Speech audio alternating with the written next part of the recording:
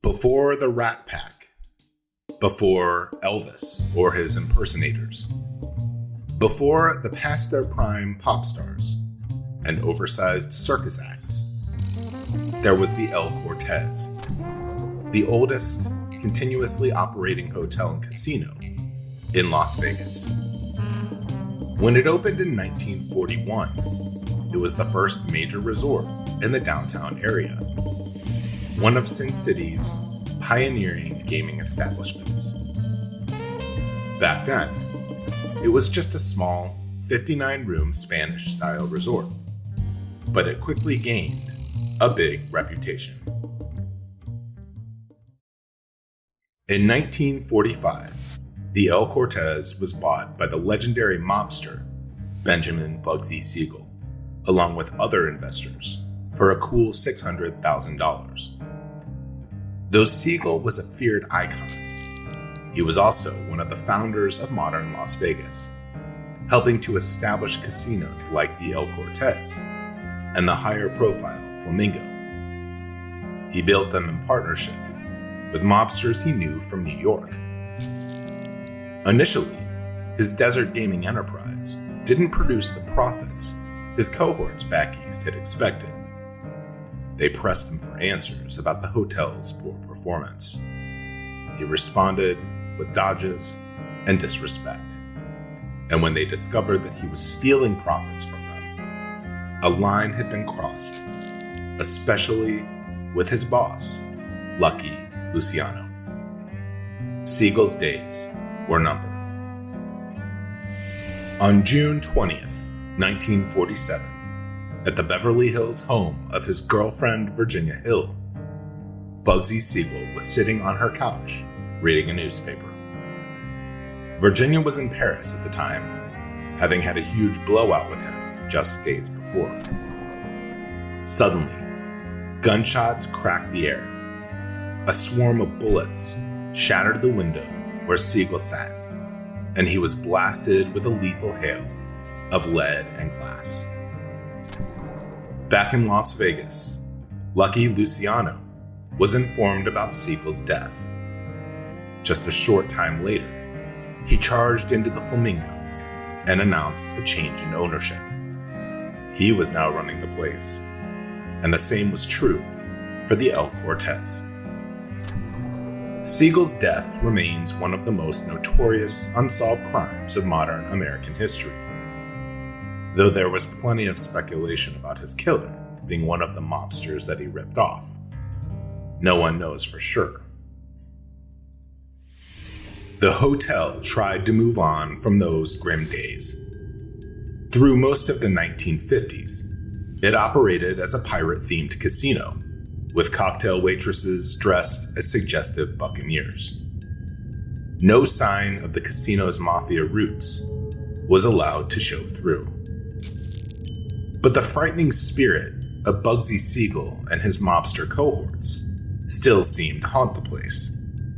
Workers have reported seeing white, transparent hands floating freely in empty rooms, sometimes eerily reaching out from the darkness. The El Cortez changed hands again in 1963, when gaming pioneer Jackie Gahn purchased the landmark resort. Gahn had a reputation as an owner who was deeply concerned with maintaining excellent standards in his casino and in providing hotel guests with a first-class experience. Part of that strategy apparently was failing to mention that the ashes of cremated bodies were stowed in the basement of the hotel. There's no clear record of who they were or why they were there, but rumors claim that they were the mortal remains of former casino workers who had no family connections. Lost souls the world had forgotten and no one would miss.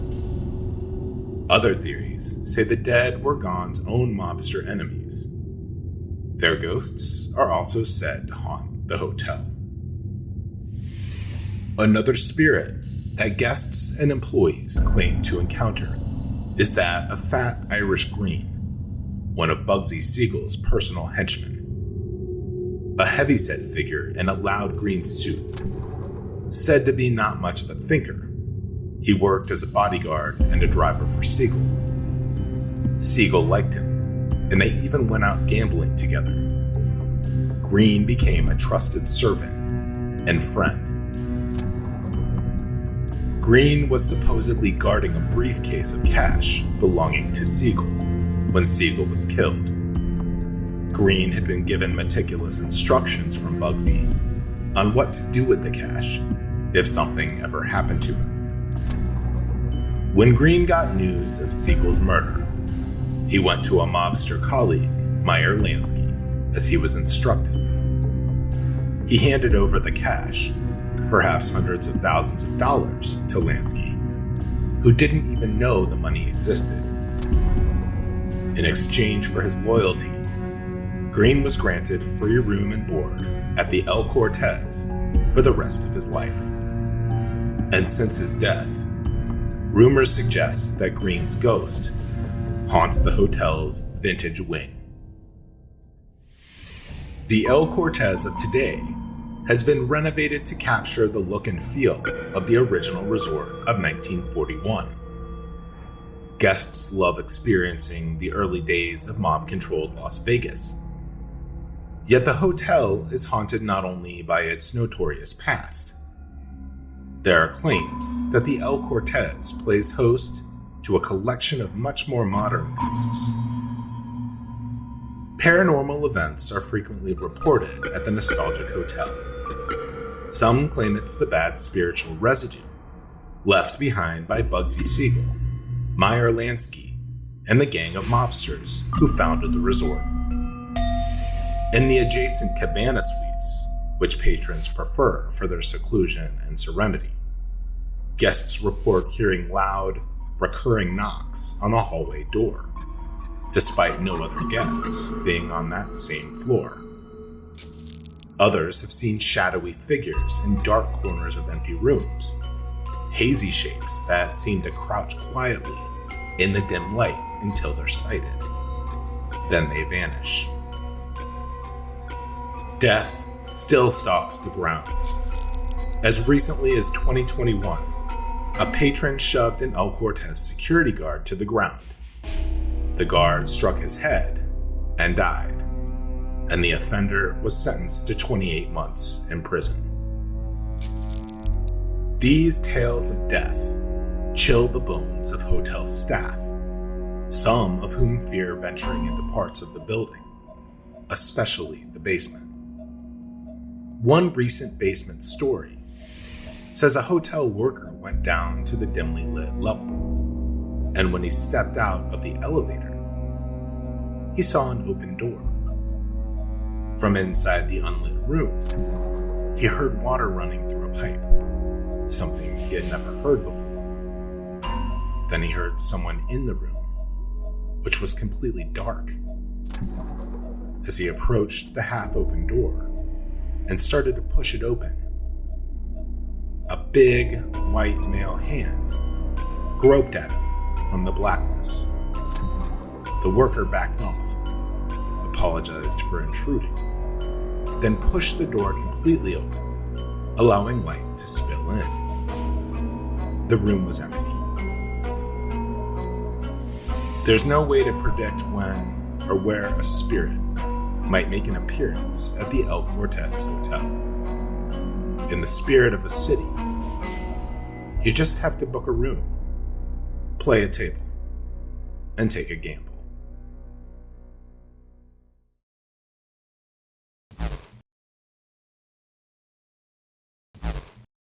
Located in Francisville, Louisiana, there's an elegant Creole cottage built in the 18th century that has become known as the most haunted house in America. Ghosts have been seen there in broad daylight. Hundreds of sightings have been reported. Some say it's because the site was once an Indian burial ground. Others believe the land had spiritual energy long before the burial ground even existed. Whatever the case, accounts of mysterious and bizarre sightings have haunted the Myrtles Plantation for over 200 years. The main house sits on a small cotton plantation, once called Laurel Grove, by the man who built it in 1796.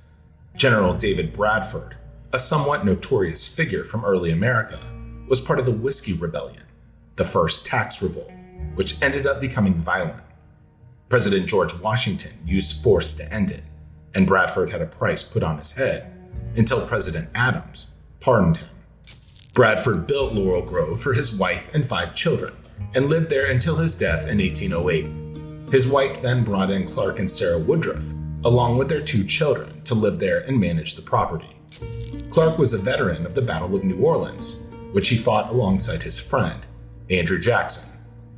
But according to legend, Clark had a reputation as a user and abuser of women, and was cheating on his wife with a slave girl named Chloe. One story goes that Chloe was caught eavesdropping on Clark and Sarah in bed one night, and was punished by having her ear cut off. After that, she wore a turban to hide the scar. Chloe feared the Woodruffs might send her out to do brutal field work once the children were grown. So to make herself needed around the house, she poisoned a cake with crushed oleander flowers and gave it to Sarah and her 2 children, hoping to make them ill enough to require her care. Instead, they all died. Clark was shocked, and the other slaves were so fearful of retribution against them that they dragged Chloe outside and hanged her themselves. At the time, the mirrors in the house were supposedly covered so as not to trap the spirits of the 3 dead females. Legend suggests that one mirror, however, was inadvertently uncovered, imprisoning the spirits in the home. Since then, visitors have reported seeing a ghost in that same mirror, wearing a green turban. Yet strangely, there's no record of Chloe ever existing, not even in the list of plantation slaves. Still, stories emerged about people seeing the face and fingerprints of children in the main hall mirror. At times, they would see Sarah's face and claw marks where she tried to escape. And a more recent owner claimed he was almost killed when the mirror itself suddenly flew 20 feet from the wall, striking him in the head. Events like this would continue around the mirror to the present day, even though the original has been replaced twice. In 1831, Clark Woodruff sold the plantation to Ruffin and Mary Sterling. They remodeled the house, doubled its size, filled it with European furniture, and renamed it the Myrtles, after a local shrub. But more deaths followed.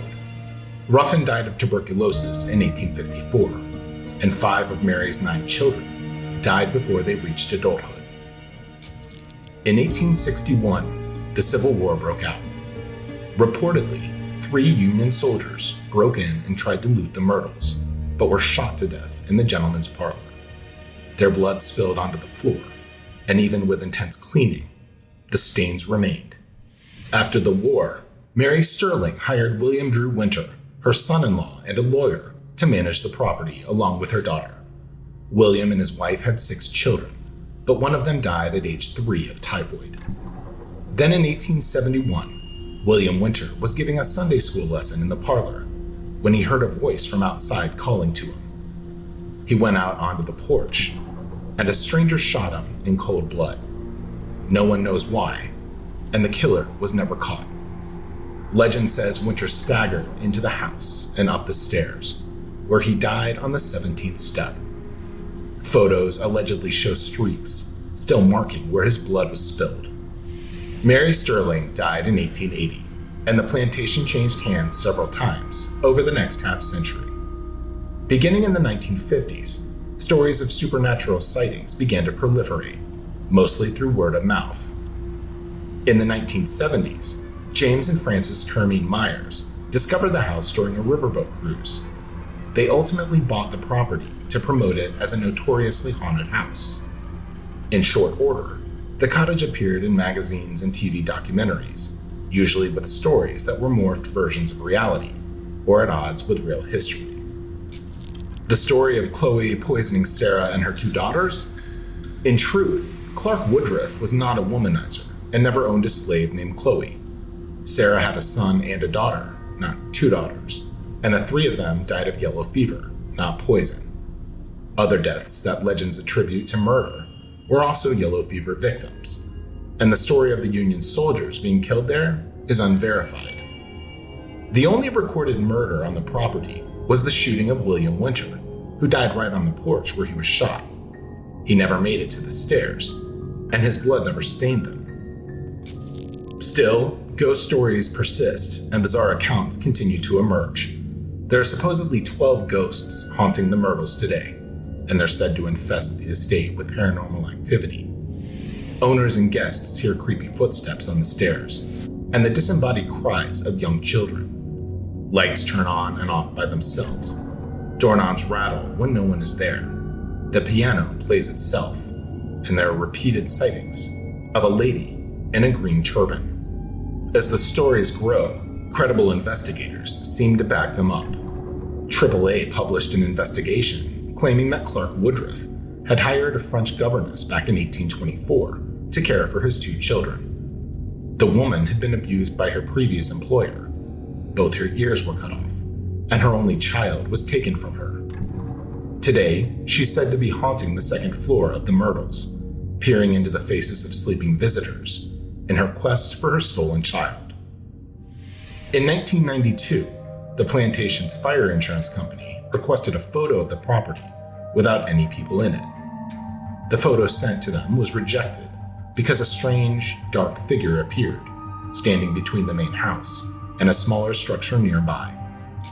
A National Geographic photography team examined the photo and concluded it was not a fake, even though the dark human figure appeared to be semi-transparent. Many believe it to be Chloe. People living at the Myrtles claim that staff members who've experienced strange encounters have quit and refused to return. Voices, footsteps, and even the scent of perfume have been reported by guests. Parties are heard in the distant rooms and seem to move around as visitors look for the source of the sound. Guests report being confronted by children that nobody can account for when they first arrive. A naked Indian maiden has been seen sitting by the pond next to the house. And at one point, a TV crew moved the furniture in one room to another in preparation for filming. But when they later returned, all the furniture was back in place. Still, the most haunted house in America is open for business. The Myrtles is now a popular bed and breakfast, though it seems to serve up a lot more than just morning coffee.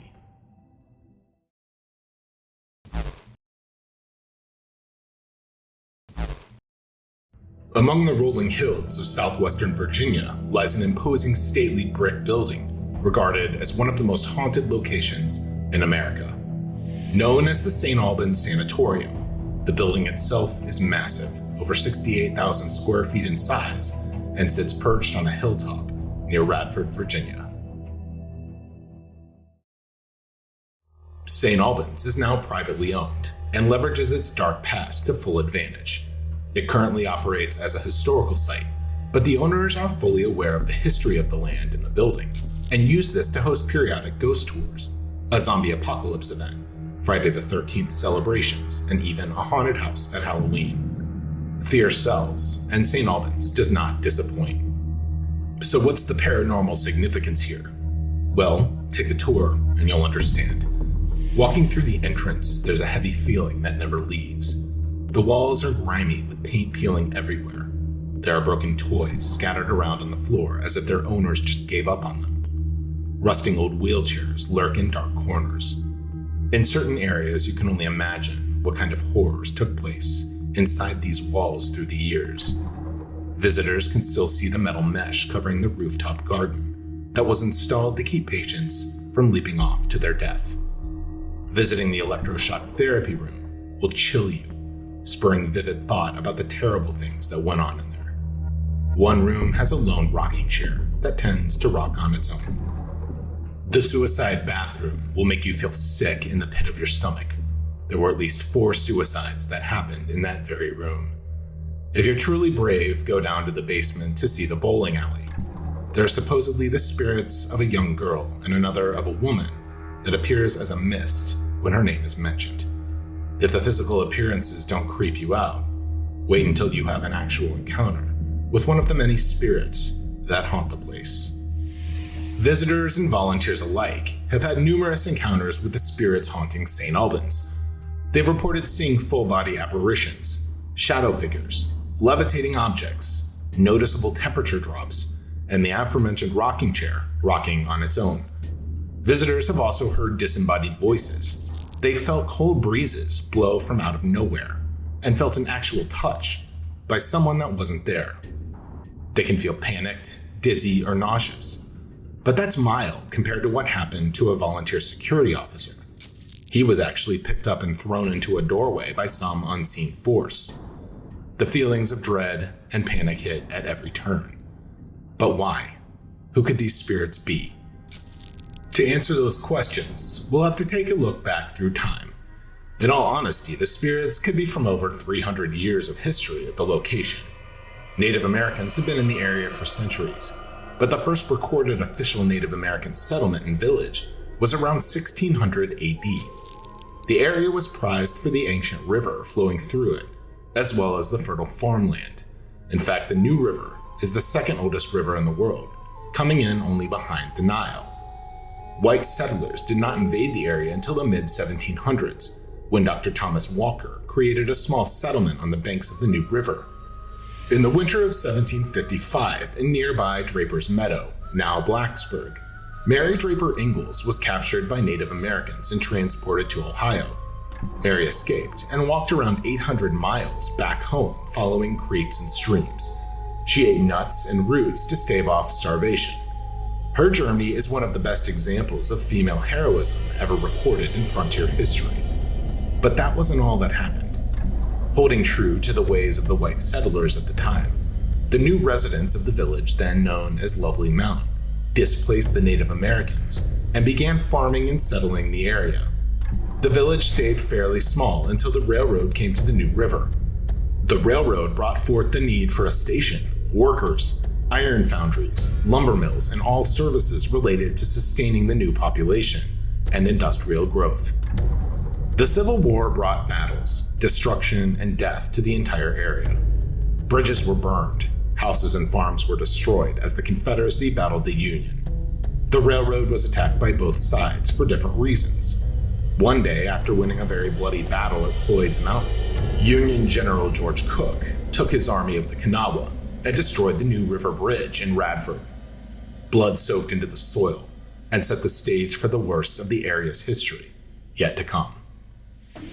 In 1892, the St. Albans Lutheran Boys' School was built with the intent of carving out college-ready young men. The building was designed to accommodate up to 50 boys. While the intentions of the school were good at first, the school became increasingly competitive and demanding. It encouraged bullying to weed out weaker students. In fact, the learning environment was so hostile that there were multiple suicides from bullying and pressure to succeed at any cost. The school closed its doors in 1911. The building sat vacant until 1916, when Dr. J.C. King reopened the doors as a home for the mentally disabled. While the horrific conditions of similar institutions were well known, Dr. King wanted St. Albans to be different and a better alternative to other asylums across the United States. He envisioned an advanced treatment facility that focused on patient activity and participation to supplement their therapies. There was a rooftop garden and a small farm that supplied fresh, homegrown produce. There was even a bowling alley installed in the basement for patient and staff recreation. Additions were built onto the existing structure to expand the capacity. However, Dr. King's vision quite missed its mark when patients began to arrive. Instead of being a paradise, St. Albans was a nightmare from the beginning. Patients were subjected to experimental procedures and treatments that resulted in numerous deaths or permanent disabilities. The patients who survived the treatments experienced significant declines in their conditions. They were forced to endure radical and painful treatments like insulin-induced comas, hydrotherapy, electroshock therapy, lobotomies, and hydroshock therapy. But what happened to the countless number of patients who lost their lives in the horrendous conditions at the sanatorium? Staff and visitors say they're still roaming the property. Throughout the period of operation, staff and patients must have had children around, hence finding toys scattered around the building and a supposed apparition of the young girl in the bowling alley. The other spirit in the basement that appears as a mist. Who was it? She appears when visitors say her name, Gina Hall. According to the Virginia cold case files, Gina Hall was an 18-year-old local Radford University student who disappeared on June 28, 1980, after attending a party in Blacksburg. She phoned her sister at 1:30 a.m., saying she was at Claytor Lake with her friend Stephen Epperly, but would be home by 6 a.m. to meet a friend. When she did not arrive home, her sister notified the authorities. To summarize the case, Stephen Epperly was a 28-year-old teacher who was also local to Radford. Hall's car was found 2 days later under a railroad trestle about a half-mile from St. Albans. DNA in the car was shown to belong to Hall, and Epperly became the focus of the investigation. He claimed his innocence throughout, but was ultimately arrested and charged with her murder. In June 1993, Epperly was convicted of the first-degree murder of Gina Hall, and was the first man convicted of murder in the state of Virginia, where the victim's body was never found. While Epperly was imprisoned, Hall's sister kept trying to determine the whereabouts of her sister's remains. In 2019, Diana Bodmer, Gina Hall's sister, ran into a forensic anthropologist who had invented a device that could detect DNA that was buried in soil. With the help of Dr. Vass, the anthropologist, Bodmer uncovered remains of her sister scattered at 8 different sites throughout the New River Valley. As uncomfortable as that was, other remains were also found in those sites from unknown victims. Epperly was denied parole in 2019 and is still incarcerated at the Lawrenceville Correctional Center in Brunswick County, Virginia. But why would Gina Hall's spirit be in the bowling alley at St. Albans? Well, her car was found close to the site, but there is speculation that Epperly once worked at St. Albans and used his knowledge to get into the building and dismember her body in the basement. With all of the trauma, terror, blood, pain, and horrors that occurred on the site of St. Albans, it's no wonder there are restless spirits still roaming the halls of the asylum that imprisoned them. Some may want their stories to be told, and some may be out to exact revenge on anyone who comes near. But one thing is for sure. While St. Albans Sanatorium was no Garden of Eden for the poor souls who were sent there, it surely is a ghost hunter's paradise.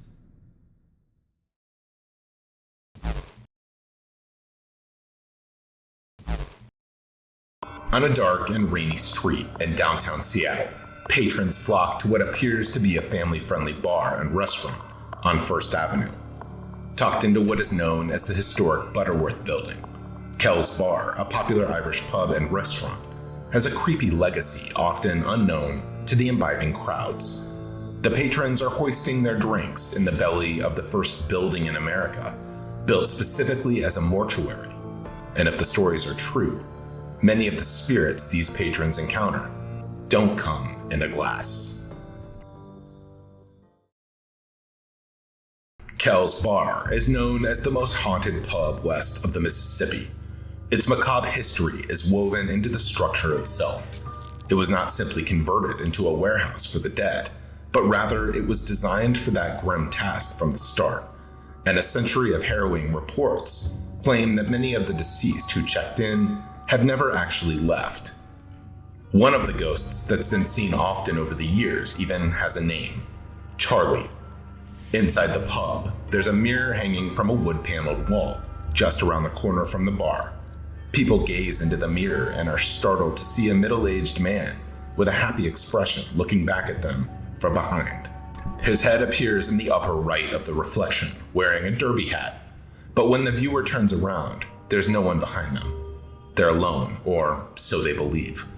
Several times over the decades, the mirror has been replaced, but Charlie's smiling face remains, and hundreds of visitors have reported seeing this bizarre and disturbing image.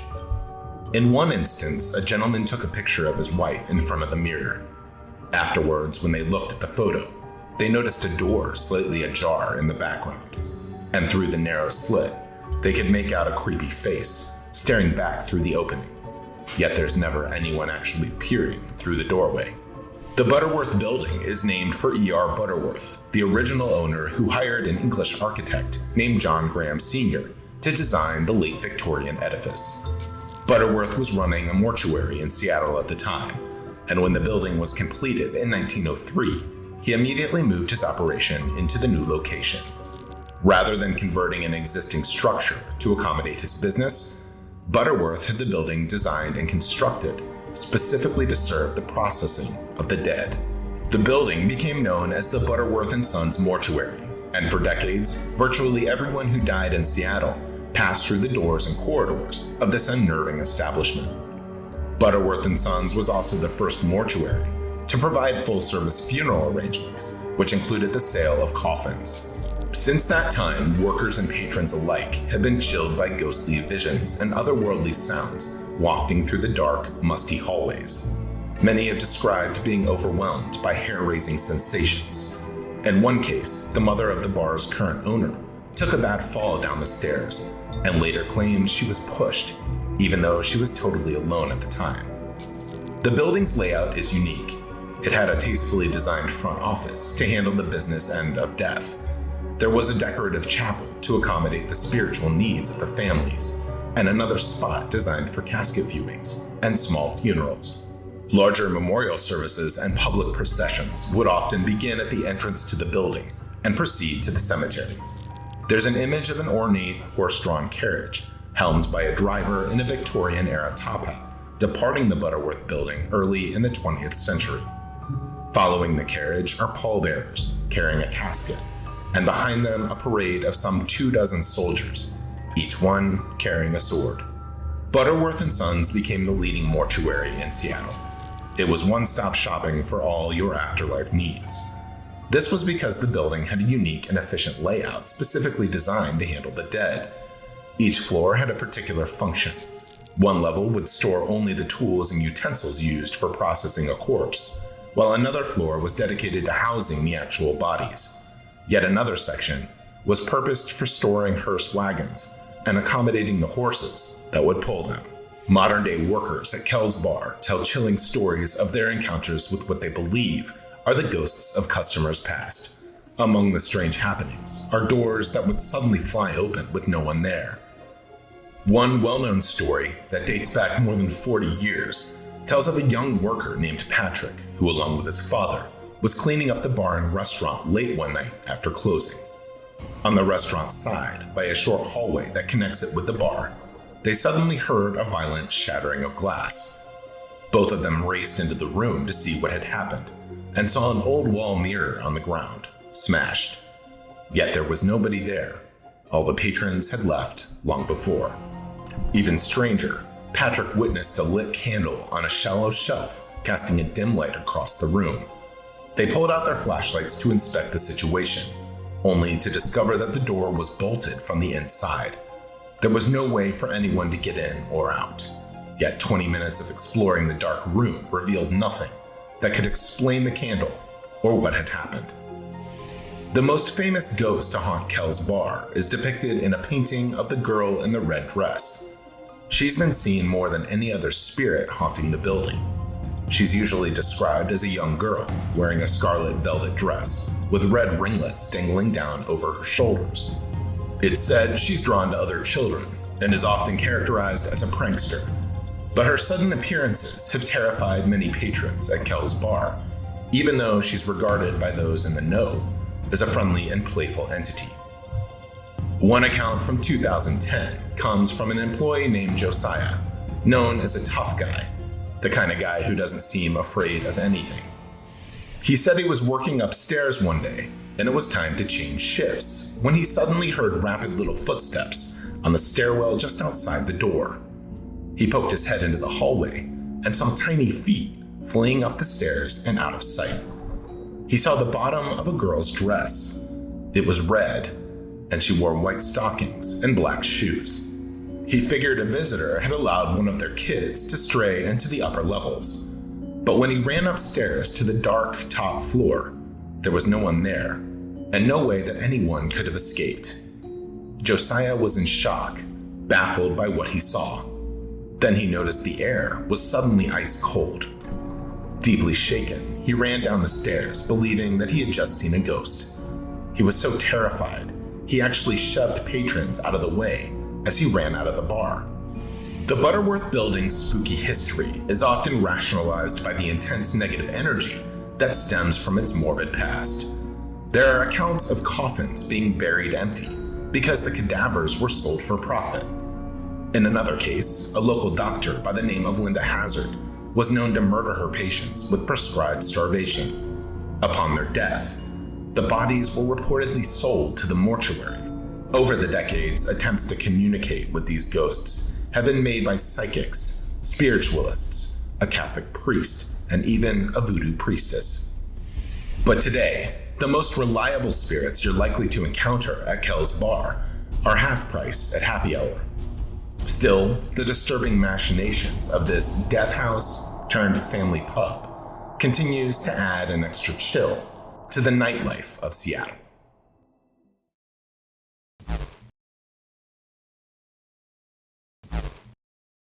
Singapore is a city of ghosts. The dead are close to the surface of life in this bustling metropolis and nation, and its history is dense with legends of the supernatural. At the top of that list is the old Changi Hospital, whose grim history is the basis of many horrifying stories emanating from the region. Paranormal reports from visitors include spooky manifestations, unaccountable footsteps and voices, sudden changes in temperature or cold spots, and even the sensation of being touched by unseen forces. These stories have earned the old abandoned hospital an infamous reputation, and it's now considered to be among the most haunted places on Earth. Changi Hospital has been closed and abandoned for a quarter century and is now off limits to the public. The decaying structure was constructed by British occupiers in 1935 as a barracks for the British Air Force, one of several military installations in the city. But during the Second World War, the Empire of Japan invaded Singapore and drove the British out in 1942. The hospital was converted to a fortress and a military depot, and a base for the reign of mass terror and fear inflicted by the Japanese. One notorious section, the compound at Kitchener Barracks, was converted to a military hospital for Japanese soldiers. The old complex was also used as a prisoner of war camp, housing captives who were used as forced labor to build a Japanese airbase. It was a strange institution where the inmates roamed openly throughout the property under military supervision. And if the stories are true, it was the stage for untold acts of cruelty, brutality, and torture. The agonized spirits of those horrors are said to infest the hospital today. The decrepit structure is now a decaying carcass. Long hallways of peeling paint and grime are lined with cracked ceilings and shattered windows. Metal window vents sit rusting into dust as eerie winds blow through empty rooms where harrowing events took place. During the war, blocks 24 and 37 of the Kitchener Barracks were allegedly used by the Japanese secret police as a base of torture. One small room in particular was named as the Center for Nightmare Torments and even brutal executions. The souls of the untold thousands who died here, victims of terrifying war crimes, are said to inhabit this room. The room, when it was discovered after the war, was a small empty space with high, narrow windows and thick chains hanging from the walls. They were said to be medieval-style blinders to maliciously restrain victims, preventing them from moving a single muscle.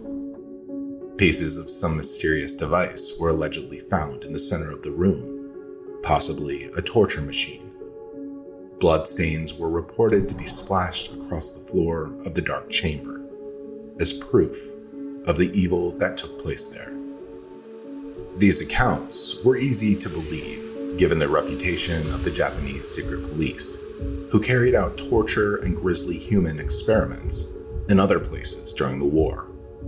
They maintained a grip on Singapore through fear and pain. Indiscriminate arrests were common, followed by abusive incarceration and cruel executions.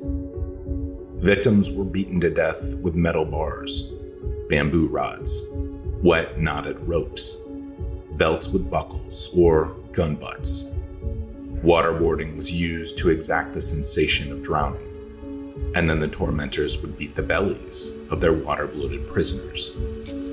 Electric shocks or burning cigarette butts were applied to sensitive parts of the body. During interrogations, limbs would be dislocated and fingers would be twisted or broken. Psychological torments included ghastly threats to the victims' families. At the end of the war in 1945, the British regained control of the hospital. Since then, stories of paranormal occurrences, ranging from poltergeists to mysterious figures appearing in photographs, have plagued the old Changi Hospital. Some visitors report seeing a small boy, sitting and gazing into nothingness. An old man is said to walk the hallways, sometimes an old woman. When the hospital was finally vacated, horror film producers began to rent the space as the setting for their creepy tales. Several television series were filmed here. By the year 2000, the building had been desecrated and defaced by hundreds of vandals, criminals, and drug users. The infamous Devil Room is a tattered wreck of bare wooden walls and broken floor tiles with a large pentagram painted across the floor by Satanists. Horror stories about this haunted hospital emerged in popular culture around this time, with claims that the agonized spirits of the Japanese occupation still stalk these grounds. Active areas include the mortuary and the accident and emergency area, as well as the operating theater. Ghost hunters to the hospital have routinely seen shadowy figures and heard unexplained screams. In 2008, one member of the video crew for a ghost hunter production began speaking in a strange language and acting erratically, as if possessed by a malevolent spirit. In 2010, another film crew created a found footage story claiming there was a secret tunnel burrowed under the building, with hidden bunkers that housed the hateful psychic energy of long-dead victims. Years later, a young lady named Joey came with several friends to the barbecue pit at the chalet that was built near the hospital grounds. At around 2 a.m., one of her friends saw a female figure with short hair sitting beside another friend, waving a hand. He panicked and ran into the chalet, screaming. A third friend saw a white figure, this one with long hair, standing by the staircase railing, seeming to block the entrance to Joey's room, where she was sleeping. He busted into the room anyway, woke her up, and told her to remain calm. He took a photo of Joey in the large nearby mirror and saw a ghostly figure sitting beside her, touching her head. In 2014, a visitor stopped to take a snapshot of the abandoned hospital complex and caught a shadowy figure in the window of the building. Then it suddenly vanished. Many other passerby have also reported seeing strange figures in the windows of the old Changi Hospital. In 2017, a cyclist happened to pass by at about 3 in the afternoon and shot a video. Later, when he watched it, he saw a dark figure in the window that mysteriously evaporated. On many occasions, visitors report seeing the image of a nurse carrying towels, or perhaps an infant, through the haunted hospital. One of them claims to have a video of a figure dressed in white, wearing a hood like those worn by nurses during World War II. There are stories that she was a nurse who was forced to serve the Japanese military during the war. She may have been pregnant at the time. One tale says that a Japanese soldier died on her watch, and that she was blamed for the death by the soldier's family, who brutally raped and murdered her in retaliation. Visitors today have reported seeing her in several locations, including the operating room and the maternity ward. Today, there are a few who venture into the forbidding realm of this hospital of nightmares because it's sealed off from the public. But a recent skeptical investigator did conduct a search in 2021 by lantern light, which supposedly guides earthbound spirits. Legends claim sightings of a floating head flying around the old Changi. Some believe it isn't a ghost, but a witch who wants to live forever, and she removes her head from her body to prey on pregnant women and children. The investigator also recorded video of doors moving back and forth on their own. Perhaps it was nothing, or perhaps it was the spirits of the tortured dead who still disturb this bygone chamber of healing and horrors. My name is Scott, and thank you so much for watching. We are Mystery Syndicate. If you like what we do, please consider subscribing to our YouTube channel. Leave a comment and give this video a like. And to be notified when we post new videos, hit that notification bell. Also, check us out on Facebook, Instagram, Twitter, TikTok, and Patreon. And for exclusive merchandise, visit our website at www.mysterysyndicate.com. From all of us at Mystery Syndicate, thank you again. We sincerely appreciate your support.